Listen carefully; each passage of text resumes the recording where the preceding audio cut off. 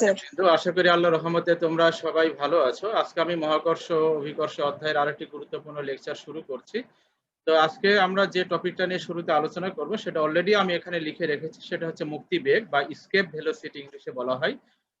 তো মুক্তিবেগ কাকে বলে সেটা আমরা আগে প্রথমে সংজ্ঞায়িত করব মুক্তিবেগটাকে, এরপরে আমরা মুক্তিবেগের রাশিমালা আমরা কিভাবে বের করতে পারি সেই বিষয়গুলো নিয়ে আমরা আলোচনা করব। তো মুক্তিবেগ বলতে বোঝানো হচ্ছে যে কোন একটা বস্তুকে যদি আমরা পৃথিবীর পৃষ্ঠ থেকে উপরের দিকে নিক্ষেপ করি সেটা আবার কি হয় বলতো, অভিকর্ষ বলের কারণে আবার পৃথিবীর দিকেই এটা ফিরে আসে। তো এই বস্তুটার বেগ বৃদ্ধি করতে করতে অর্থাৎ বেগের মান বৃদ্ধি করতে করতে এমন একটা বেগে আমরা উন্নীত করলাম যে বেগটাকে নামকরণ করা হলো তোমার ভিই। এই যে বেগটা ভিই, এই বেগে নিক্ষেপ করলে দেখা গেল যে সেটা ওই বস্তুটি পৃথিবীর আকর্ষণ কাটিয়ে পৃথিবীর যে মহাকর্ষীয় ক্ষেত্র আছে এই ক্ষেত্রের বাহিরে চলে যায়। তো সর্বনিম্ন যে বেগে কোনো বস্তুকে খাড়া উপরের দিকে নিক্ষেপ করা হলে সেটি পৃথিবীর আকর্ষণ কাটিয়ে মহাশূন্যে চলে যায় তথা সেটি আর পৃথিবীতে ফিরে আসে না, তথা আমরা বলতে পারি সেটি পৃথিবীর মহাকর্ষের ক্ষেত্রে বাহিরে চলে যায়। সেই বেগটাকে আমরা কি বলবো, মুক্তিবেগ।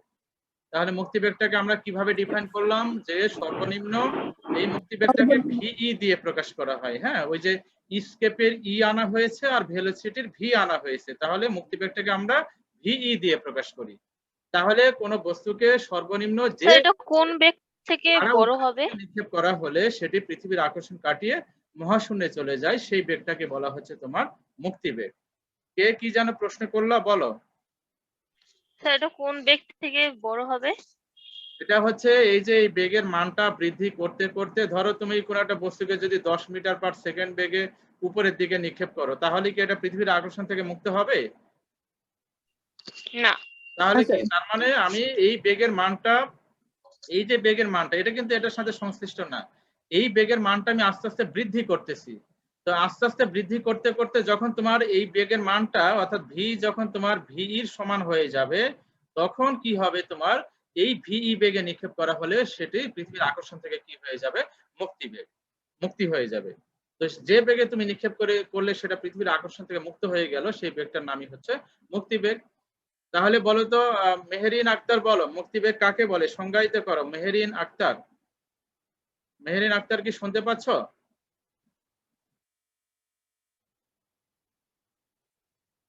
আচ্ছা, মেহেরিন ক্লাসে নাই, বাকিরা বলো। সাবা বলো মুক্তিবেগ কাকে বলে? স্যার যে বেগে কোনো বস্তুকে খাড়া উপরের দিকে নিক্ষেপ করলে তা হচ্ছে পৃথিবীর আকর্ষণ থেকে মুক্ত পেয়ে মুক্ত হয়ে ছিটকে চলে যায় আর পৃথিবীতে ফিরে আসে না, তাকে ওই বস্তুর জন্য মুক্তিবেগ, ওই বস্তুর মুক্তিবেগ। সর্বনিম্ন যে বেগ। হ্যাঁ, বলবে যে সর্বনিম্ন যে বেগে কোনো বস্তুকে খাড়া উপরের দিকে নিক্ষেপ করলে সেটি পৃথিবীর আকর্ষণ কাটিয়ে মহাশূন্যে চলে যায়, সেই বেগটাকে আমরা কি বলবো, মুক্তিবেগ বলবো। তাহলে কি বেগে খাড়া উপরের দিকে নিক্ষেপ করলে এটা পৃথিবীর আকর্ষণ থেকে মুক্ত হবে, সেই বেগটাকে আমরা নামকরণ করেছি ভিই। ঠিক আছে, এই বেগটাকে নামকরণ করা হয়েছে ভিই। এখন তাহলে এটা সংজ্ঞা হিসেবে পরীক্ষা আসে যে মুক্তিবেগ কাকে বলে, স্কেপ ভেলোসিটি কাকে বলে। তাহলে তোমরা বলবে যে সর্বনিম্ন যে বেগে কোনো বস্তু খাড়া উপরের দিকে নিক্ষেপ করা হলে সেটি পৃথিবীর আকর্ষণ কাটিয়ে মহাশূন্যে চলে যায়, সেই বেগটাকে বলা হয় মুক্তিবেগ। এবারে আমরা মুক্তিবেগের রাশিমালা বের করব। তো মুক্তিবেগের রাশিমালা বের করার জন্য কাজ শক্তি ক্ষমতা অধ্যায়ে তোমাদের হেল্প নিতে হবে। এই অঙ্কটা আমি তোমাদের করিয়েছি। বলো তো পৃথিবীর আকর্ষণ থেকে আমরা এটাকে মুক্তি করতে চাচ্ছি। তো ধরো এটা হচ্ছে তোমার সেই পৃথিবী, এই পৃথিবীর ভরটাকে আমরা নামকরণ করলাম ক্যাপিটাল এম। এবারে পৃথিবীর সেন্টার থেকে ধরো এক্স দূরত্বে এই জায়গায় একটা বস্তু আছে, যে বস্তুটার ভর হচ্ছে তোমার ছোট হাতের এম কেজি। তো পৃথিবীর সেন্টার থেকে এটা যে দূরত্ব, এই দূরত্বটাকে আমি নামকরণ করলাম ধরো তোমার আর দূরত্ব নামকরণ করা হলো ছোট হাতের আর। এবারে এই এম কেজি ভরে বস্তুটাকে আমরা এ বিন্দু থেকে খাড়া উপরের দিকে ক্ষুদ্রাতি ক্ষুদ্র সরণ ঘটিয়ে আমরা বি বিন্দুতে নিয়ে গেলাম এবং এই সরণটাকে তোমার নামকরণ করা হলো তোমার ডিআর। আচ্ছা, এখন বলো তো এক্ষেত্রে এই এম কেজি ভর আর ক্যাপিটাল এম কেজি ভর এই দুটি বস্তুর মধ্যে কি একটা মহাকর্ষ বল কাজ করবে? তো সেই মহাকর্ষ বল কত, capital G capital M small M divided কত, আর স্কয়ার। এখন এই আর স্কয়ার। হ্যাঁ, এখন প্রশ্ন হচ্ছে যে এই বস্তুটাকে এ থেকে বি তে কে নিয়ে যাবে? মহাকর্ষীয় ক্ষেত্রে মহাকর্ষ বল কাজ করে নিয়ে যাবে না প্রযুক্ত বল কাজ করে নিয়ে যাবে? এজেন্ট কাজ করে নিয়ে যাবে। Very good. তাহলে বাইরের এজেন্ট কর্তৃক কৃত কাজ কত হবে? তাহলে কৃত কাজ that is DW is equal two ball into সরণ F ইনটু dr। তো F মানে কত আমরা বের করেছি, F মানে হচ্ছে capital G capital M small M divided R square into D R. তাহলে এই পরিমাণ কাজ যেটা আমরা বের করলাম সেটা কতটুকু সরণের জন্য কাজ বের করলাম, সেটা হচ্ছে এ থেকে বি তে নেওয়ার ক্ষেত্রে কৃত কাজ। এখন আমি এই বস্তুটাকে যদি আমি এ থেকে বি তে নিয়ে যাই, তাহলে এই পরিমাণ কাজ করলে কি সেটা পৃথিবীর আকর্ষণ থেকে মুক্ত হবে, নাকি পৃথিবীর পৃষ্ঠ থেকে অসীমে নিয়ে যেতে হবে? অসীমে নিয়ে যেতে হবে। অসীমে নিয়ে যেতে হবে। অসীমে নিয়ে যেতে হবে। তাহলে সেই কাজ পাওয়ার জন্য এই সমীকরণটাকে কি করতে হবে? ইন্টিগ্রেট করতে হবে। তার মানে বাম পাশে ইন্টিগ্রেশন ইন্টিগ্রেট করতে হবে। ডান পাশে ইন্টিগ্রেশন তোমার capital G capital M small M into, আমি একবারে করতেছি, এই যে 1 বাই আর স্কয়ার, এটাকে আমরা উপরে নিয়ে যাব। হ্যাঁ, আচ্ছা আমি একটু ডিটেইলস দেখাই। 1 by C M M divided R square into D R. এবারে আমার ইনিশিয়াল লিমিটটা কত? তোমার বস্তুটা নরমালি কোথায় থাকে? পৃথিবীর পৃষ্ঠে। আর তার মানে এটা হচ্ছে ক্যাপিটাল আর, আর আমরা ফাইনালি কোথায় নিয়ে যাচ্ছি? অসীমে, তার মানে ইনফিনিটি। তাহলে ইন্টিগ্রেশন লিমিটটা হবে 0 আর থেকে ইনফিনিটি। তো এইটা যদি ক্যালকুলেশন করা হয়, তোমরা ক্যালকুলেশন করবে। হ্যাঁ, এটার আমি স্যার বড় হাতের আর হ্যাঁ, পৃথিবীর পৃষ্ঠ থেকে অসীমে নিয়ে যাওয়া মানে হচ্ছে। পৃথিবী পৃষ্ঠ। নরমালি বস্তু কোথায় থাকে? পৃথিবীর পৃষ্ঠে। তাহলে সেন্টার থেকে পৃথিবী পৃষ্ঠ কত দূরত্বে আছে? ক্যাপিটাল আর দূরত্বে, সেটা হচ্ছে ইনিশিয়াল সরণ। বুঝতে পেরেছো? তাহলে আমরা ফাইনালি এখানে জি পেয়ে স্যার। যাচ্ছি W is equal to capital G capital M small M divided R. এই ইন্টিগ্রেশনটা তোমরা বাসায় করবে, এটা আমি আর ডিটেইলস করাবো না, কেননা এইগুলো তোমার মহাকর্ষ কারশফতি ক্ষমতা অধ্যায়ে পড়ানো হয়েছে। ঠিক আছে? তাহলে এটা স্যার ক্যালকুলেশন বাম করলে পাশে ইন্টিগ্রেশনের লিমিট থাকবে না? বাম পাশের ইন্টিগ্রেশন লিমিটটা দেওয়ার দরকার নাই। ইন্টিগ্রেশন dx মানে হচ্ছে x, এটা হচ্ছে সূত্র। বা ইন্টিগ্রেশন 0 থেকে তোমার ইনিশিয়ালি যখন তোমার পৃষ্ঠে ছিল তখন কোনো কাজ হয় নাই, আর যখন টোটাল তুমি কাজ অসীমে নিয়ে যাও তখন একটা কাজ হবে, সেটা হচ্ছে তোমার w। তো এটা দেওয়ার প্রয়োজন হয় না। সরাসরি ইন্টিগ্রেশন dx মানে আমরা সরাসরি x লিখবো। তো ইন্টিগ্রেশন dw সমান সরাসরি কি লিখবো? আমরা w লিখবো। তো এই সমীকরণ ব্যবহার করে আমরা কি করতে পারি বলো? কাজ বের করতে পারি কোন ক্ষেত্রে? বলো, একটা আমার প্রশ্নের উত্তর দাও। এই সমীকরণ ব্যবহার করে আমরা ওয়ার্ক ডান বের করতে পারি কোন ক্ষেত্রে বলো? অসীমে যখন বস্তুকে অসীমে নিয়ে যাওয়া হবে সেই ক্ষেত্রে। ভেরি গুড, একজন উত্তর দিচ্ছে সাবা, বাকিরা শুধু চুপচাপ বসে আছে। কোন একটা বস্তুকে যদি আমরা পৃথিবী থেকে অসীমে নিয়ে যেতে চাই, তাহলে কি পরিমাণ কাজ করতে হবে সেটা বের করার জন্য এই সমীকরণটা ইউজ করতে হবে। যেমন আমি একটা অঙ্কে চলে যাচ্ছি এখনই, সেটা হচ্ছে যে 20 কেজি ভরে একটি বস্তুকে পৃথিবীর আকর্ষণ থেকে মুক্ত করতে কি পরিমাণ কাজ করতে হবে? আচ্ছা বলো তো, পৃথিবীর আকর্ষণ থেকে মুক্ত করার অর্থ কি? এটা মহাশূন্যে চলে যাওয়া না? জি স্যার। তাহলে জি সেক্ষেত্রে স্যার। অসীমে চলে যাও। অসীমে চলে যাও। তাহলে এটা কার মান? ছোট হাতের এম এর মান বলা আছে, ক্যাপিটাল এম এর মান আমাদের জানা আছে 6 × 10⁴ কেজি পৃথিবীর ভর এটা। আর 6 ক্যাপিটাল into আর এর 10 মান to the কত power জানা 24. আছে? পৃথিবীর ব্যাসার্ধ 6.4 × 10⁶ মিটার। তাহলে 10 to the সমস্ত power মান 6 কিন্তু জানা আছে। তাহলে এই যে সমীকরণটা আমরা বের করলাম 3 স্টার চিহ্নিত যে সমীকরণ, এই সমীকরণ ব্যবহার করলে আমরা কি পেয়ে যাব? কাজ পেয়ে যাব। তাহলে প্রশ্ন অনেক ভাবে আসতে পারে, 20 কেজি ভরে একটা বস্তুকে পৃথিবীর আকর্ষণ থেকে মুক্ত করতে কি পরিমাণ কাজ করতে হবে? এটা হচ্ছে এই সমীকরণ ব্যবহার করে করতে হবে। অথবা 20 কেজি ভরে একটি বস্তুকে অসীমে নিয়ে যেতে কি পরিমাণ কাজ করতে হবে? প্রশ্ন অনেকগুলো, উত্তর একটাই। তাহলে এই সমীকরণ ব্যবহার করে আমাদের কাজটা বের করতে হবে। এই পর্যন্ত সবাই বুঝতে পেরেছে কিনা একটু আমাকে কনফার্ম করো সবাই। স্যার। আচ্ছা, এবারে বলো তো, এই যে এম কেজি ভরে বস্তুটা যে পৃথিবীর আকর্ষণ থেকে মুক্ত হয়ে অসীমে চলে যাওয়ার জন্য যে এই পরিমাণ কাজ করতে হবে, এখন প্রশ্ন হলো এই পরিমাণ কাজ এই বস্তুটা কার বিনিময়ে করবে? তাহলে এই বস্তুকে কি আমাদের শক্তি সরবরাহ করতে হবে? তো সেই শক্তি বলতে জি স্যার। বোঝানো হয় এখানে মূলত এখানে গতি শক্তি সরবরাহ করা হয়।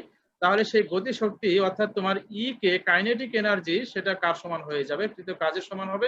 অর্থাৎ তুমি যে পরিমাণ গতি শক্তি সরবরাহ করবে, ওই পরিমাণ গতি শক্তির বিনিময়ে কিন্তু সে এই ডাবল পরিমাণ কাজ করবে, করে সে কোথায় চলে যাবে? মহাকাশে চলে যাবে। তার মানে আমরা গতি শক্তি সমান কি জানি বলো? থাকবে না? গতি শক্তি ইকুয়াল টু হাফ এম। এক্ষেত্রে বিভব শক্তির অতটা রোল প্লে করে না, হাফ এম স্কয়ার। গতি শক্তিটা রোল প্লে করে। তো দ্যাট ইজ ইকুয়াল টু কত? Half M V square is equal to কত? কাজ মানে কত বের করেছি আমরা? Capital G capital M small M divided কত? Capital R. এখন আর বলো তো, এই হাফ এম ভি স্কয়ার, এখানে কি আমরা ভি লিখবো নাকি ভি এর পরিবর্তে আমরা ভিই লিখবো বলো? স্যার ভিই লিখবো। ভিই লিখবো। কেন আমরা লিখবো তো বলো অসীমে তো? নিয়ে যাচ্ছি। কেননা এই পরিমাণ কাজ করলে তো আর এই বস্তুটা তো তোমার মহাকাশে চলে যাচ্ছে, তথা পৃথিবীর আকর্ষণ কাটিয়ে তো তোমার পৃথিবীর মহাকাশের ক্ষেত্রে বাহিরে চলে যাবে। তাহলে তুমি এই গতিশক্তির জন্য যে বেগ দিয়েছো, সেই বেগটা তো আর যে কোনো বেগ না, তাই না? সেই বেগটাকে আমরা কি বেগ নামকরণ করব? সেটা হচ্ছে এসকেপ ভেলোসিটি, মুক্তি বেগ এসকেপ নামকরণ। ভেলোসিটি। এই জন্য আমরা এটাকে কি দিয়েছি, হাফ এম ভি স্কোয়ার লিখেছি। এবারে দেখো তো ডানে বামে অর্থাৎ left hand side right hand side দেখো বস্তুর ভর কাটাকাটি হয়ে যাচ্ছে। তাহলে ফাইনালি আমরা এখান থেকে পেয়ে যাচ্ছি দেখো VE is equal to root over 2 capital G capital M divided capital R. That is equal to, আবার আমরা আরেকটা সমীকরণ লিখতে পারি, that is root over 2 into ছোট হাতের জি ইনটু আর। এই যে সমীকরণটা বের হলো, এই সমীকরণটাই হচ্ছে তোমার মুক্তিবেগের রাশিমালা। আচ্ছা এখন বলো তো লাস্টেরটা 2g আর কি করে এলো বলো, কে বলতে পারবে? Sir sir G equals to সূত্রটা হচ্ছে থেকে। জিএম বাই আর স্কয়ার, সেখান থেকে। হ্যাঁ আমরা জানি g equal to gm by r square, তাহলে আমরা gm সমান কত লিখতে পারি, gm ইকুয়াল টু ছোট হাতের g ইনটু r স্কয়ার লিখতে পারি, তাই না? জি আর তাহলে স্কয়ার এই যে gm এর পরিবর্তে তারপর যদি বাই আর r স্কয়ার লেখা হয় তাহলে নিচের একটা আর উপরের r স্কয়ার দুইটা আছে, তাহলে কাটাকাটি হয়ে ফাইনালি রুট ওভার 2gr পাওয়া যাবে। এখন বলো তো এই যে স্যার সমীকরণ, হ্যাঁ বলো তাড়াতাড়ি কুইক রেসপন্স করো। স্যার এর মানে কি কোনো বস্তুটা কতটুকু ভারী তার উপর মুক্তিবেগটা নির্ভর করবে না? হ্যাঁ ভেরি গুড, গুরুত্বপূর্ণ কনসেপ্ট বলেছো। এখানে কি বলা হচ্ছে যে এই যে সমীকরণটা আমরা বের করলাম, মুক্তিবেগের যে রাশিমালাটা বের করা হলো, আমি ট্রিপল স্টার এই সমীকরণটাকে আমি চিহ্নিত করলাম। এখন এই মুক্তিবেগের সমীকরণে আমরা পৃথিবীর আকর্ষণ থেকে যে বস্তুটাকে আমরা মুক্ত করতে চেয়েছি, বলো তো এই চিত্র থেকে বলো কোন বস্তুটাকে আমরা মুক্ত করতে চেয়েছি, ক্যাপিটাল এম না small M? M small M. Small M. পৃথিবীকে না কিন্তু স্মল এম। তাহলে স্মল এম কি এখন এই মুক্তিবেগের সমীকরণে কি দেখা যাচ্ছে? না স্যার। তাহলে মুক্তিবেগ কি বস্তুর ভরের উপরে নির্ভর করবে? না স্যার। না, বস্তুর ভরের উপরে নির্ভর করবে না। তার মানে কি, তার মানে এই জায়গায় একটা বাক্য তোমরা লিখে বেগের রাখবে, উপর নির্ভর। যেহেতু উক্ত সমীকরণে বস্তুর ভর অনুপস্থিত, সুতরাং মুক্তিবেগ বস্তুর ভরের উপরে নির্ভর করে না। তাহলে এটা কার উপরে নির্ভর করে বলো তো? মুক্তিবেগ এটা কার উপরে নির্ভর করে? নির্ভরশীলতা কার উপরে? অভিকর্ষ বেগের ত্বরণের উপর। সেটা হচ্ছে যে গ্রহ থেকে তুমি ওই বস্তুটাকে মুক্ত করতে চাও সেই গ্রহের যে ভর এবং সেই গ্রহের যে তার ভরের। ভর, এই দুটা জিনিসের উপরে নির্ভর করে। দেখো এটা বুঝতে পেরেছে কিনা সবাই বলো। তাহলে মুক্তিবেগ ওই বস্তুর ভরের উপরে নির্ভর করে না, ছোট হাতের এম এটার উপরে কিন্তু নির্ভর করে না। তাহলে কার উপরে নির্ভর করে? সেটা হচ্ছে যে কোন একটা বস্তুকে তুমি যে গ্রহ থেকে মুক্ত করতে চাও সেই গ্রহের যে ভর এবং ব্যাসার্ধ তার উপরে নির্ভর করে। দেখো এটা বুঝতে পেরেছে সবাই? জি স্যার। আচ্ছা একটু ফাস্ট কথা বলতে হবে। বলো তো তাহলে আমাকে প্রশ্নের উত্তর দাও, 50 কেজি ভরে একটা বস্তুর পৃথিবী পৃষ্ঠে মুক্তিবেগ হচ্ছে তোমার ভিই। এখন বলো 5000 কেজি ভরে একটা বস্তুর পৃথিবী পৃষ্ঠে মুক্তিবেগ কত হবে বলো? ভিই হবে। ভিই হবে। তার মানে মুক্তিবেগ আসলে বস্তুর ভরের উপরে নির্ভর করে না, কেননা তুমি যে গ্রহ থেকে নিক্ষেপ করছো সেই গ্রহের ভর আর ব্যাসার্ধ তো কনস্ট্যান্ট আছে, তাই না? সুতরাং যেহেতু মুক্তিবেগ সমীকরণে বস্তুর ভর নাই, ছোট হাতের এমটা নাই, এই জন্য মুক্তিবেগ বস্তুর ভরের উপরে নির্ভর করে না। তাহলে এটা কার উপরে নির্ভর করে? দুইটা জিনিসের উপরে নির্ভর করে, এক হচ্ছে ওই গ্রহের ভর আর দুই নাম্বার হচ্ছে ওই গ্রহের ব্যাসার্ধ। তো এই পর্যন্ত ক্লিয়ারলি বুঝতে পেরেছো কিনা বলো? মুক্তিবেগের রাশিমালা আমরা বের করা হয়ে গেল, এবং মুক্তিবেগ যে বস্তুর ভরের উপরে নির্ভর করে না, এটা ওই গ্রহের ভর এবং ব্যাসার্ধের উপরে নির্ভর করে। এই কনসেপ্ট গুলো সবার কাছে ক্লিয়ারলি মানে বোধগম্য হয়েছে কিনা এটা আমাকে বলো সবাই।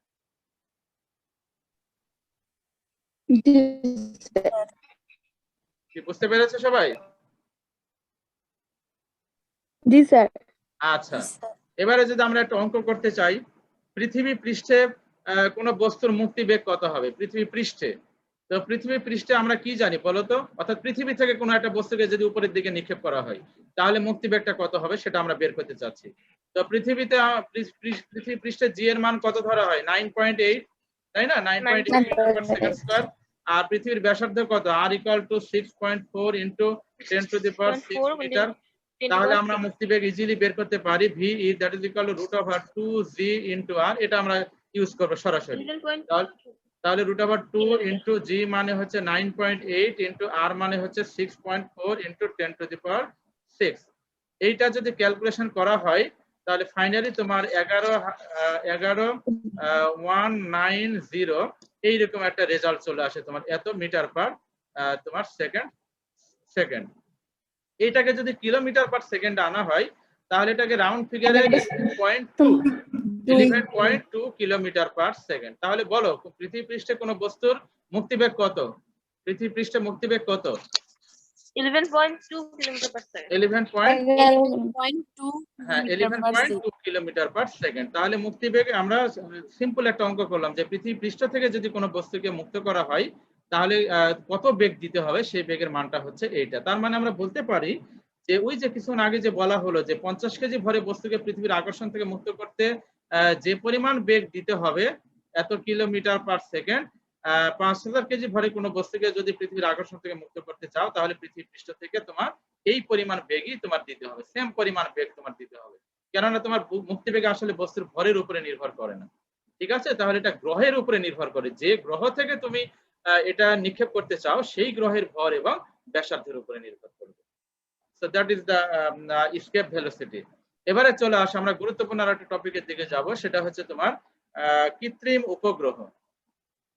কৃত্রিম উপগ্রহ, আচ্ছা আমরা কিছু অঙ্কের দিকে যাই। আজকে আমরা কৃত্রিম উপগ্রহটা না পড়াই, আমরা আগামী ক্লাসে কৃত্রিম উপগ্রহটা পড়াবো। এবার আমরা কিছু অঙ্কের দিকে ফিরে যাব। অঙ্কের দিকে গতদিনে আমরা যে বিষয়গুলো আমরা পড়েছিলাম সেটা হচ্ছে যে আমার প্রাবল্য বের করার সমীকরণ ছিল ই ইকুয়াল টু, কারো মনে আছে? E equal to G capital G capital M gm by r square square. আর বিভব বের করার সমীকরণ কি ছিল? V equal to minus gm by r ছোট হাতের r। মাইনাস জি। হ্যাঁ, আচ্ছা এখন বলো তো প্রাবল্য কি রাশি, স্কেলার রাশি না ভেক্টর রাশি? প্রাবল্য স্কেলার রাশি না ভেক্টর রাশি? ভেক্টর রাশি। তো অর্থাৎ আমরা নরমালি প্রাবল্যের যে সমীকরণটা আমরা পেয়েছিলাম ই ইকুয়াল টু কত, এফ ডিভাইডেড কি এম। তার মানে কি বলের দিক যেদিকে প্রাবল্যের দিকে কোন দিকে হবে সেদিকে হবে। আচ্ছা এখন বলো তো যে পারবে সে উত্তর দিবে। ধরো এটা হচ্ছে গুরুভার একটা বস্তু যার ভর হচ্ছে ক্যাপিটাল এম, এই গুরুভার বস্তু হতে তোমার এই পয়েন্টে আমরা প্রাবল্য বের করতে চাচ্ছি তোমার এ বিন্দুতে। কত দূরত্বে? আর দূরত্বে। এখন বলো তো তাহলে তোমার এই প্রাবল্যের সমীকরণে যে ক্যাপিটাল এমটা দেখা যাচ্ছে ওইটা কোনটা আসলে? এটা ক্যাপিটাল এম না হয়ে ছোট হাতের এমও দিতে পারো। তাহলে এই প্রাবল্যের সমীকরণে বা বিভবের সমীকরণে কোন এমটা আসবে বলো, কোন ভর আসবে? বড় ক্যাপিটাল এম যেটা বড় এম না, এটা ছোট হাতের এমও দিতে পারো, সেটা বিষয় না। এই সমীকরণে যে এমটা দেখা যাচ্ছে এটা হলো যে যার ক্ষেত্রে আনা হবে। হ্যাঁ, যে মহাকর্ষীয় ক্ষেত্র তৈরি হবে তথা যার ক্ষেত্রে আনা হবে। তার মানে এই সমীকরণগুলোতে যে ক্যাপিটাল এম দেখা যাচ্ছে সেইগুলো সেটা আসলে যে বস্তুটা মহাকর্ষীয় ক্ষেত্র তৈরি করবে তার ভর। আচ্ছা এখন বলো তো ক্ষেত্র সৃষ্টিকারী ভর। ক্ষেত্র সৃষ্টিকারী বস্তুর ভর। হ্যাঁ, আচ্ছা এবারে বলো তো আমরা যে বিন্দুতে প্রাবল্য বা বিভব বের করি সেখানে কি মানের ভর থাকে বলো? গত লাস্ট ক্লাসে একটু মনে করতে হবে। ধরো আমরা এই বিন্দুতে প্রাবল্য বের করবো, এই বিন্দুতে কত কেজি ভরে বস্তু আছে? 1 কেজি। 1 কেজি ভরে বস্তু আছে, একক ভরে বস্তু আছে। তাহলে এখন বলো তো কে বল প্রয়োগ করবে? Capital M. আর কে বল লাভ করবে? 1 কেজি ভরে বস্তু। তাহলে এই 1 কেজি ভরে বস্তু বল লাভ করে এই 1 কেজি ভরে বস্তুটা কোন দিকে গতিশীল হবে? ডান দিকে বাহিরের দিকে গতিশীল হবে নাকি ক্ষেত্র সৃষ্টিকারী বস্তুর দিকে গতিশীল হবে? ক্ষেত্র সৃষ্টিকারী বস্তুর দিকে গতিশীল হবে। হ্যাঁ, কেন ক্ষেত্র সৃষ্টিকারী বস্তুর দিকে গতিশীল হবে? কেননা এটা হচ্ছে আকর্ষণধর্মী বল। মহাকর্ষ বলটা হচ্ছে এক ধরনের আকর্ষণধর্মী বল। তাহলে এই আকর্ষণধর্মী বলের কারণে 1 কেজি ভরে বস্তুটা কোন দিকে যাবে? ক্ষেত্র সৃষ্টিকারী বস্তুর দিকে যাবে। তার মানে বলের দিক কোন দিকে হচ্ছে বলো? চিত্র থেকে বলো, বলের দিক এ বিন্দু হতে কোন দিকে? ক্যাপিটাল এম এর দিকে। এ থেকে এম এর দিকে। তাহলে বলের দিক যেদিকে হবে প্রাবল্যের দিকও কোন দিকে হবে? সেদিকে হবে। ওইদিকে হবে। দেখো এটা বুঝতে পেরেছো কিনা? এই সমীকরণ এই মানে প্রাবল্যের দিক না জেনে অঙ্ক করতে পারবে না। এবারে চলে আসো আমরা এখন অঙ্কে চলে। এখানে কখনো বিকর্ষণ হয় না কেন? মহাকর্ষ বলের প্রকৃতি আকর্ষণধর্মী, বিকর্ষণ কেন হবে? দুটি ভরের মধ্যে সবসময় আকর্ষণধর্মী বল কাজ করে। মহাকর্ষ বলের প্রকৃতি হচ্ছে আকর্ষণধর্মী। ঠিক আছে, ভরের তো এখানে টাইপ নাই, এখানে তো আধান নাই। আধান যদি হয়, তড়িৎ বল যদি হয়, সেটা দুইটাই হয়, আকর্ষণধর্মী হয় বিকর্ষণধর্মী হয়। কিন্তু এই ভর তো আসলে এটা তোমার চার্জলেস পার্টিকল, এখানে তো কোনো আধান নাই, যার জন্য এই যে বলটা সেই বলটা হচ্ছে আকর্ষণধর্মী বল। আচ্ছা আমাকে কি দেখা যাচ্ছে? না স্যার। হ্যাঁ, আমাকে কি তোমার এই যে লেকচার যে তোমরা দেখছো এই ডান দিকে কর্নারের দিকে কি দেখতে পাচ্ছো? জি স্যার। স্যার এখন দেখা যাচ্ছে। অন্ধকারের মতো স্যার। লাগতেছে, এখানে কারেন্টের সমস্যা এই জন্য। জি স্যার, অন্ধকারের মতো লাগতেছে। না স্যার, দেখা যাচ্ছে না। আচ্ছা ঠিক আছে, দেখার দরকার নাই, তুমি লেকচার গুলো দেখা যাচ্ছে কিনা সেটা একটু খেয়াল করবে। আচ্ছা এবারে চলে আসো, আমরা একটা অঙ্কে চলে যাচ্ছি। অঙ্কে হচ্ছে ধরো এই জায়গায় আমরা এখন অঙ্কে যাব। হ্যাঁ, এটা একটা অঙ্ক, ম্যাথমেটিক্যাল প্রবলেম। তো ধরো এই জায়গায় একটা বস্তু আছে, এই বস্তুটার ভর হচ্ছে ধরো তোমার 50 কেজি। ঠিক আছে, এটা হচ্ছে 50 কেজি। আর এই জায়গায় একটা বস্তু আছে, ধরো এই বস্তুটার ভর হচ্ছে তোমার 10 কেজি। ডান দিকে আর একটা বস্তু আছে। তো এই দুটা বস্তুর মধ্যবর্তী যে দূরত্ব, এই দূরত্বটা বলা আছে ধরো তোমার 40 মিটার। 40 মিটার নামকরণ করা হলো। এখন চেয়েছে যে মধ্য বিন্দুতে ঠিক মাঝখানে তোমার প্রাবল্য কত হবে, বিভব কত হবে। অর্থাৎ এই বিন্দুটাকে নামকরণ করলাম এ, বামেরটাকে নামকরণ করলাম বি। এখন আমরা প্রাবল্য সি বিন্দুতে আমরা প্রাবল্য এবং বিভব বের করতে চাই। তো সি বিন্দুতে যখন আমরা প্রাবল্য আর বিভব বের করব, তো প্রথমে চলে এসে প্রাবল্য। প্রাবল্য বের করার জন্য এখন বলো তো সি বিন্দুতে কোন কত ভরে বস্তু আছে বলো। আমরা যে বিন্দুতে প্রাবল্য বা বিভব একক বের করব সেখানে একক অবশ্যই ভরে কত ভরে বস্তু। বস্তু আছে, 1 কেজি ভরে বস্তু আছে। এটা দেখানোর দরকার হয় না, এটা মনে মনে ধরে নিতে হয়। আচ্ছা এখন বলো তাহলে তোমার এখানে এই সি বিন্দুর চারপাশে কয়টা ভর দেখতে পাচ্ছি আমরা? দুইটা। দুইটা ভর। তাহলে সি বিন্দুতে প্রাবল্য কয়টা পাওয়া যাবে বলো? দুইটা। দুইটা পাওয়া যাবে। আচ্ছা এখন যে পারবে সে উত্তর দিবে। দেখি সানজিদা আক্তার কি শুনতে পাচ্ছ? সানজিদা? জি স্যার। আচ্ছা বলো সানজিদা, বলো তো 50 কেজি ভরের জন্য যদি আমরা সি বিন্দুতে প্রাবল্য বের করতে চাই, তাহলে আমরা এই প্রাবল্যের সমীকরণটাকে আমরা লিখতেছি, দেখো E1 that is equal to G ছোটদের M1, ক্যাপিটাল M1 ও দিতে পারো, সমস্যা নাই, ডিভাইডেড কত লিখবো আমরা, আর স্কয়ার। আচ্ছা এখন বলো জি মানে তো আমাদের জানা আছে তাই না, 6.673 into 10 to the power minus কত 11। আর M1 এর মানটা কত বলো? M1 মানে হচ্ছে এই যে বাম পাশে যেটা সেটা হচ্ছে তোমার M1, আর ডান পাশে যেটা আছে এটাকে আমরা নামকরণ করলাম ধরো তোমার M2। তাহলে M1 এর জায়গায় কত লিখবো আমরা? 50 কেজি ডিভাইডেড আমরা দূরত্ব লিখবো। বলো দূরত্ব কত লিখবো বলো? আমরা কিন্তু সি বিন্দুতে বের করতেছি, খেয়াল করো।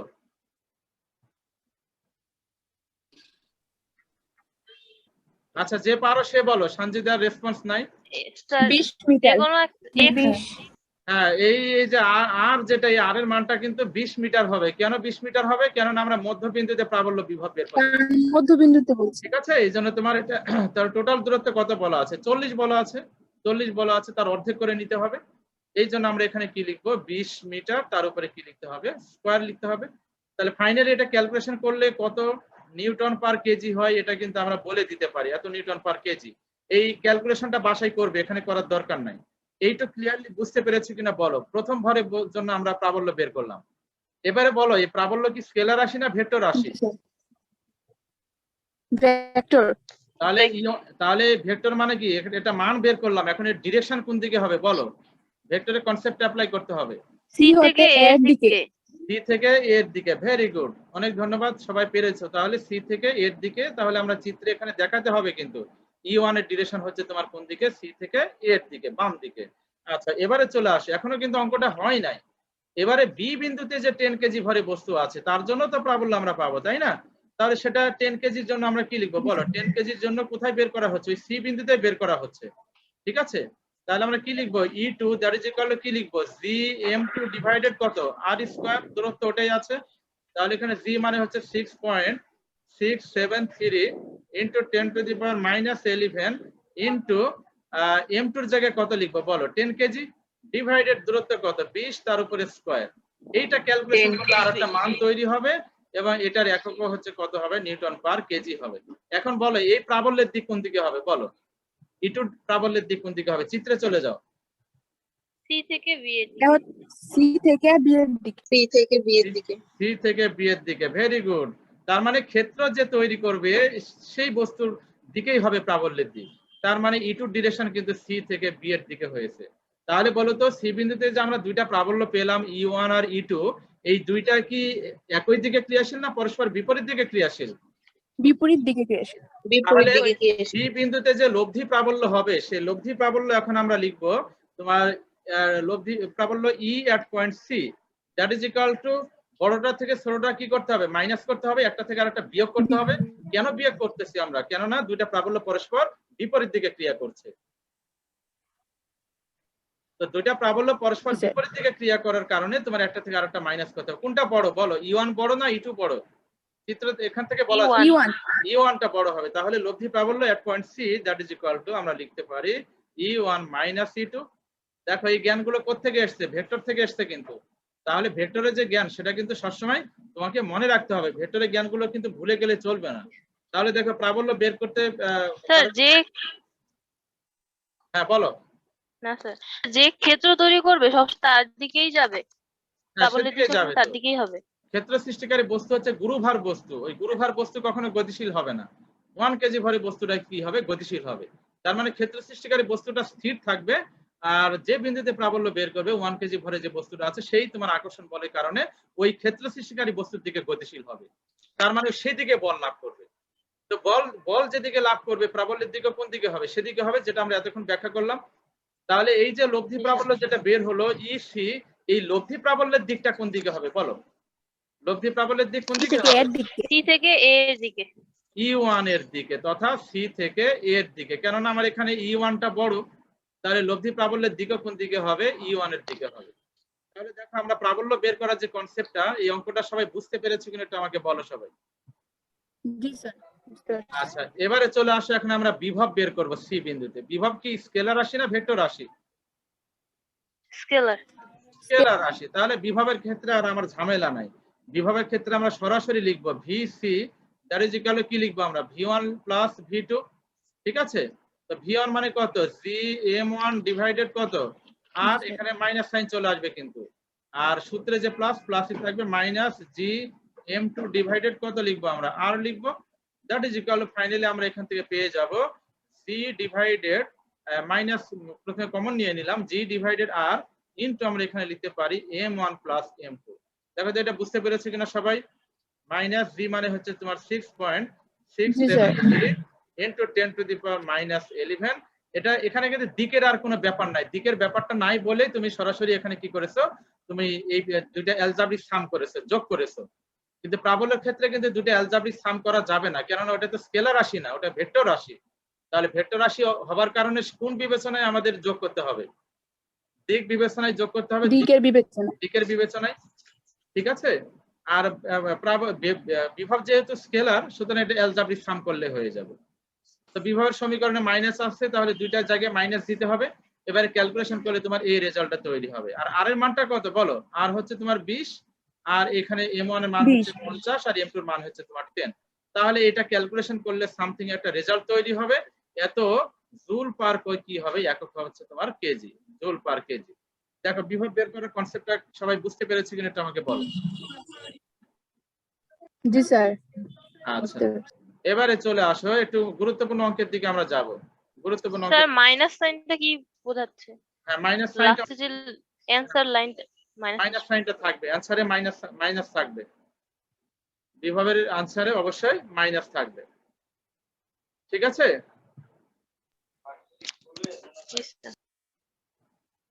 সবাইকে শুনতে পাচ্ছ আমাকে? জি স্যার আচ্ছা এবারে দেখো আমরা আরেকটি গুরুত্বপূর্ণ অঙ্কের দিকে যাব, দেখি এটা তোমরা বুঝতে পারো কিনা আমি একটু দেখতে চাচ্ছি। দেখি তোমার এইটা হচ্ছে তোমার ছোট হাতের আ, আর এটা হচ্ছে তোমার জি। এবারে এইরকম একটা লেখচিত্র দেওয়া হচ্ছে। আচ্ছা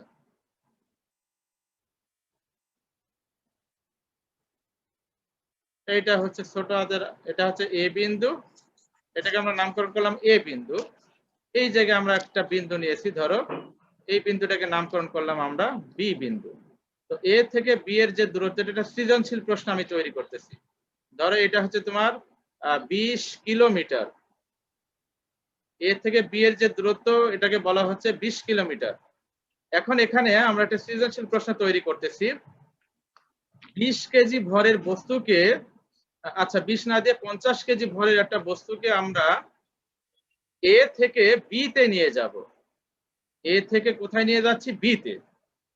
চিত্রানুসারে 50 কেজি ভরের একটা বস্তুকে এ থেকে কোথায় নেওয়া হলো? বি তে। আমার কথা কি শুনতে পাচ্ছ তোমরা? জি জি স্যার স্যার। আচ্ছা এখন ব তে চাওয়া হচ্ছে যে এ বিন্দুতে প্রাবল্য কত, ই ইকুয়াল টু হোয়াট, এটা গ এর উত্তর, মানে গ এর প্রশ্ন। ঘতে চাওয়া হচ্ছে বস্তুটাকে যে তুমি এ থেকে বি তে নিয়ে যাচ্ছ, তো এ থেকে বি তে নেওয়ার ফলে এই বস্তুটার ওজন কতটুকু হ্রাস পাবে, ওজন কতটুকু হ্রাস পাবে সেটা চাওয়া হয়েছে। এখন বলো আগে গ এর উত্তরটা বলো, গ এর উত্তরটা কে বলতে পারবে বলো। স্যার জিএম বাই, এটা কি পৃথিবীর পৃষ্ঠে নাকি? আচ্ছা, এখন পৃথিবী পৃষ্ঠে কিনা তোমার নিজেকে বলতে হবে, এই চিত্র দেখে তোমাকে বলতে হবে, এটা পড়ানো হয়েছে গত ক্লাসে। সময় আক্তার শুনতে পাচ্ছ? সময় আক্তার, জি স্যার, পৃথিবীর পৃষ্ঠে। পৃথিবী পৃষ্ঠ। জি স্যার, এ বিন্দু কোথায় বলো, এগুলো তো গতকাল পড়ানো হয়েছে। এ বিন্দুর পৃথিবীর পৃষ্ঠে। এ বিন্দু পৃথিবীর পৃষ্ঠে, আর বি বিন্দু কোথায়, পৃথিবীর পৃষ্ঠের উপরের দিকে বাহিরে। জি স্যার, আর যদি আমি এ থেকে বামের দিকে নিতাম তাহলে সেটা কোথায় হতো, পৃথিবীর ভেতরে হতো, পৃথিবীর অভ্যন্তরে। অভ্যন্তরে হবে। এখন চলে এসো, এ বিন্দুতে আমরা কি বের করতে চাচ্ছি, প্রাবল্য। তো এ বিন্দুতে এ বিন্দু যেহেতু পৃথিবীর পৃষ্ঠে অবস্থান করছে, তাহলে প্রাবল্যের সমীকরণে কি লিখবো আমরা বলো, অঙ্ক তো easy. GM by R square, R হবে ই পৃথিবীর ইকুয়াল টু ব্যাসার্ধ, capital G capital M divided কি লিখবো আমরা, আর স্কয়ার লিখবো, দ্যাট ইজ বড় ইকুয়াল টু, হাতের আর এস। তার মানে এটা ক্যালকুলেশন করলে 9.8, এটা ওই মানটা চলে আসবে, এত হচ্ছে তোমার কি নিউটন পার কেজি, এত নিউটন পার কেজি চলে আসবে। দেখো এটা বুঝতে পেরেছো কিনা। জি স্যার। এটা অনেকে আবার ভাবতে পারো যে স্যার এটাকে তো আমরা জি লিখতে পারি, তাহলে কি প্রাবল্য আর অভিকর্ষের ত্বরণ কি একই জিনিস, বলো প্রাবল্য আর অভিকর্ষের ত্বরণ কি একই জিনিস না না আলাদা স্যার, জিনিস? একক একক স্যার আলাদা। হ্যাঁ, এটা কিন্তু আলাদা, তাদের সাংখ্যিক মানটা সমান, সংখ্যা মানটা সমান, জি এর মানও 9.8, আর প্রাবল্যের মানও পৃথিবী পৃষ্ঠে আমরা কত পাচ্ছি 9.8। তার মানে কি প্রাবল্য আর অভিকর্ষের ত্বরণ কিন্তু একই রাশি না, এটা হচ্ছে আলাদা রাশি, এদের সংখ্যা মানটা কি হয়েছে, সমান হয়েছে, কিন্তু দুটো আলাদা জিনিস। প্রাবল্য হচ্ছে একক 1 কেজি ভরে বস্তুর উপরে ক্রিয়াশীল বল, আর অভিকর্ষের ত্বরণ হচ্ছে প্রতি সেকেন্ডে বেগ বৃদ্ধির হার। সুতরাং দুটো এক জিনিস না তো, তাই না, দুটো আলাদা জিনিস। সুতরাং দুটার মধ্যে কিন্তু পার্থক্য আছে। তো তোমাদের যে সমস্যাটা হতে পারে যে তোমরা বলতে পারো যে স্যার এটার মান তো 9.8, ওইটার মান তো 9.8 পৃথিবী পৃষ্ঠে, তাহলে কি দুটো একই জিনিস, উত্তর হচ্ছে না, দুটা আলাদা জিনিস। তো সেক্ষেত্রে তোমার পৃথিবী পৃষ্ঠে যে দুইটা মান একই এলো, কিন্তু এদের মধ্যে যে পার্থক্য আছে, পার্থক্যগুলো কি লিখতে পারবে খাতায়, পরীক্ষা যদি কখনো আসে? জি স্যার, এককের পার্থক্য। এককের সংখ্যার পার্থক্য পার্থক্য। না, এদের সংখ্যা মানটা একই, বাট বাকি সবগুলো আলাদা। মান একই, সংখ্যা মানটা আলাদা, মানে একই, এটাও 9.8, এটাও 9.8, কিন্তু এটা তোমরা বলতেছো একক। হ্যাঁ, একক দিয়েও বলা যায়, কিন্তু আরো কথা আছে। প্রাবল্য তো 1 কেজি ভরে বস্তুর উপর ক্রিয়াশীল বল, আর ত্বরণ তো আসলে কি প্রতি সেকেন্ডে বেগ বৃদ্ধির হার, যেটা তো আলাদা জিনিস। জি স্যার। আচ্ছা, তাহলে গ এর উত্তর হয়ে গেল। এবারে চলে আসে ঘ এর উত্তরটা বের করো। ঘতে কি করেছো, 50 কেজি ভরে বস্তুকে এ থেকে কোথায় নিয়ে যাচ্ছ, বি তে। আচ্ছা, প্রথমে আগে যেটা করবা, এ তে জি প্রাইমের মান বের করতে হবে। না, এ তে আগে ওজনটা বের করো, that is G A is equal to, A মানে কোথায়, পৃথিবী পৃষ্ঠে, তাহলে এম ইনটু, আচ্ছা পৃথিবী পৃষ্ঠে ওজনটাকে নামকরণ করো ডাব্লিউ এ, ঠিক আছে, that is equal to M into G A. তো এম মানে কত 50 কেজি, আর জি মানে কত 9.8। তো এইটা ক্যালকুলেশন করে সামথিং নিউটন একটা মান তৈরি হয়, তোমরা পরে করবে। হ্যাঁ, এবারে চলে আসো বি বিন্দুতে জি বের করতে হবে। তো বি বিন্দুতে G B that is equal, আমরা কত লিখবো বলো, জি জি এম ডিভাইডেড কত লিখবো, আর বাই আর প্লাস এইচ, তার উপরে কত হোল স্কয়ার। আর প্লাস আচ্ছা, তো ক্যাপিটাল জি এর মান জানা, ক্যাপিটাল এম এর মান জানা, আর এইচ এর মানটা কত, চিত্রে চলে যাও, এইচ এর মানটা কত বলা আছে চিত্র থেকে বলো, 20 কিলোমিটার। 20 কিলোমিটার, ওটা কিন্তু এইচ এর মান। হ্যাঁ, তো ওইটাকে 20 কিলোমিটারকে অবশ্যই কি করবে, মিটারে নিয়ে যাবে, তাহলে 20 × 10⁻³ এত মিটার হয়ে গেল। তাহলে এইটাকে এখানে মান বসানোর পরে আর সবগুলো মান জানা আছে, পৃথিবীর ব্যাসার্ধের মান জানা, পৃথিবীর ভর জানা, তাহলে ক্যালকুলেশন করলে কি জিবি এর মানটা বের করা যাবে না? জি স্যার। তো এটা বাসাই করবে। এবারে ডব্লিউবি বের করব। হ্যাঁ, এবারে জিবি বের হলে তোমার বি বিন্দুতে WB that is equal two, আমরা লিখবো ডব্লিউবি কি এম ইনটু জিবি। তাহলে এই যে এখানে জিবির যে মানটা পাবে এটা হচ্ছে 50 কেজি, আর জিবির এই মানটা এখানে নিয়ে আসতে হবে তোমার, নিয়ে এসে তুমি কি করে দিবে, গুণ করে দিবে। দিলে ক্যালকুলেশন করলে কি সামথিং নিউটন একটা মান তৈরি হবে। তো যত মান তৈরি হবে এই মানটা কিন্তু অবশ্যই এ বিন্দুতে যে ওজন ছিল তার তুলনায় কি হবে, কম হবে। কম হবে। তাহলে তোমার কতটুকু কম হলো সেটা আমরা বের করতে পারি। সেটা হচ্ছে del W that is equal to W at point A minus W at point B. তাহলে ক্যালকুলেশন করলে কত নিউটন তোমার ওজন হ্রাস পাবে সেটা কিন্তু তুমি এখান থেকে ক্যালকুলেশন করে বের করতে পারবে। দেখো এটা একটা সৃজনশীল প্রশ্ন, এই প্রশ্নটা বুঝতে পেরেছো কিনা সবাই এটা আমাকে কনফার্ম করো।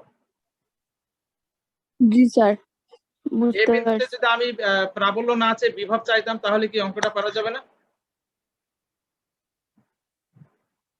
জি স্যার। করা যাবে? Minus GM by R. Minus GM by R, তা পারা যাবে কিনা সেটা বলো আমাকে। জি স্যার। আচ্ছা, তাহলে মোটামুটি আমরা এখানে একটা সৃজনশীল প্রশ্ন আমরা সলিউশন করলাম। এবারে দেখো আর একটা প্রশ্ন, দেখি এইটা পারো কিনা তোমরা। খুবই ইজি প্রশ্ন দিব আমি, কিন্তু পারতে হবে। ধরো তোমার এইটা একটা সমবাহু ত্রিভুজ, ঠিক আছে? এটা একটা সমবাহু ত্রিভুজ। তো এই এই এই এই পয়েন্টে একটা ভর আছে ধরো তোমার 20 কেজি, আর এই পয়েন্টে একটা ভর আছে ধরো তোমার 10 কেজি ধরো। এটাও 2 মিটার, এটাও 2 মিটার, এটাও 2 মিটার। এখন চাওয়া হচ্ছে যে সি বিন্দুতে, এই সি বিন্দুতে প্রাবল্য কত, বিভব কত। সি বিন্দুতে E is equal to what, V is equal to what. বলো, কুইক রেসপন্স করো, 1 মিনিটের মতো স্যার সময় আছে। দুইটা প্রাবল্য আসবে। আচ্ছা স্যার তাদের দিক দিয়ে লব্ধি বের করব। আচ্ছা, প্রথমত ভি বের করা সহজ কিনা সেটা আগে বলো। V equal to minus G m1 divided R, জি স্যার, এটা সহজ। আর পরেরটা হচ্ছে মাইনাস জি m2 ডিভাইডেড আর। এটা ভি হয়ে বের করতে পারবে কিনা বলো। Minus G divided R sir. Into m1 plus m2। বিভব সহজে তুমি বের করতে পারবে, এটা বের করলে বিভব হয়ে যাবে সমীকরণের মানগুলো বসানোর পরে। এবারে প্রাবল্যের ক্ষেত্রে কি হবে বলো। প্রাবল্যের দিকটা ক্ষেত্রে ম্যাটার করবে। সি বিন্দুতে দিক ম্যাটার করবে। তাহলে তোমার E1 এর ডিরেকশন কোন দিকে হবে বলো। E1 কোন দিকে?